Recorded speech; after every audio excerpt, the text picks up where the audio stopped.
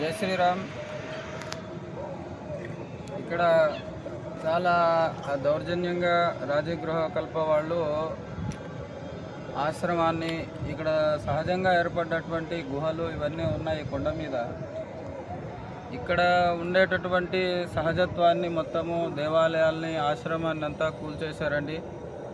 ప్రభుత్వాలన్నీ చొరవ తీసుకొని కొంత ఆశ్రమంలాగా, అంటే హిందూ ధర్మాన్ని కాపాడే విధంగా ఉండాలి. కానీ ఇక్కడ ఆశ్రమ ధర్మాలని అంతా కాలరాస్తూ ఇక్కడంతా దేవాలయ మరియు ఆశ్రమాన్ని మొత్తము ధ్వంసం చేశారు. మొత్తము ఇక్కడ ఉండేటువంటి కబ్జా కోర్లంతా కూడా ఇక్కడ దేవాలయాన్ని మొత్తం నాశనం పట్టించారు. ఇది చాలా బాధాకరం.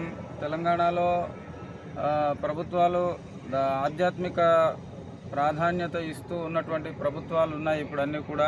కానీ ఇక్కడ చూస్తే చాలా పురాతనమైనటువంటి సహజంగా ఏర్పడినటువంటి గుహలు ఇవన్నీ ఉండేటటువంటి కొండ మీద ఏదో చిన్న ఆశ్రమం పూర్వకాలం నుంచి, చాలా కాలం నుంచి ఇక్కడ నడుపుకుంటూ వస్తూ ఉన్నారు. కానీ ఈ మధ్యకాలంలో కబ్జాకోర్లంతా కూడా ఇక్కడ ఉండేటటువంటి, మనం చూస్తున్నాం, ఇక్కడ ఉండేటటువంటి ఆశ్రమాన్ని దాదాపు వంటశాల కావచ్చు, గోశాల కావచ్చు, తర్వాత ఆశ్రమాధిపతులు ఉండేటటువంటి వ్యవస్థ కావచ్చు, అక్కడ దేవాలయం, ఇవన్నిటిని కూడా ఇక్కడ పూర్తిగా ధ్వంసం చేశారు.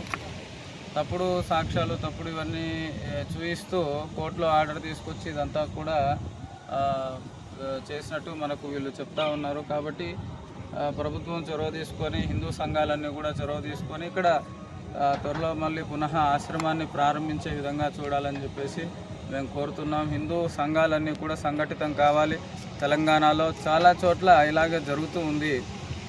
అన్యమతస్థులంతా కూడా ధర్మనాశనం చేస్తున్నప్పుడు ఎవరు పట్టించుకునే పరిస్థితి లేదు. కానీ హిందూ ధర్మం ఇక్కడ ప్రత్యేకించి ఒక ఆశ్రమాన్ని నడుపుతుంటే చూసి ఓర్వలేకుండా ఇతర భూ కబ్జాదారులు, భూ వ్యాపారులంతా కూడా దీన్ని తప్పుడు ఆర్డర్లతో అంతా కూడా దీన్ని అంతా డిస్మెంటల్ చేశారు.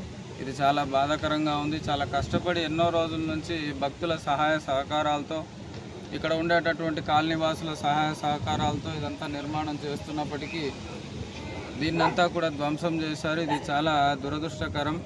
దీని మీద హిందూ సంఘాలన్నీ స్పందించాలని చెప్పేసి, మరియు భక్తువరేణ్యులందరూ కూడా, కాలనీవాసులు కావచ్చు, మిగతా తెలంగాణలో ఉండేటువంటి భక్తులందరూ కూడా స్పందించాలని చెప్పేసి మేము కోరుతూ ఉన్నామండి. జై శ్రీరామ్.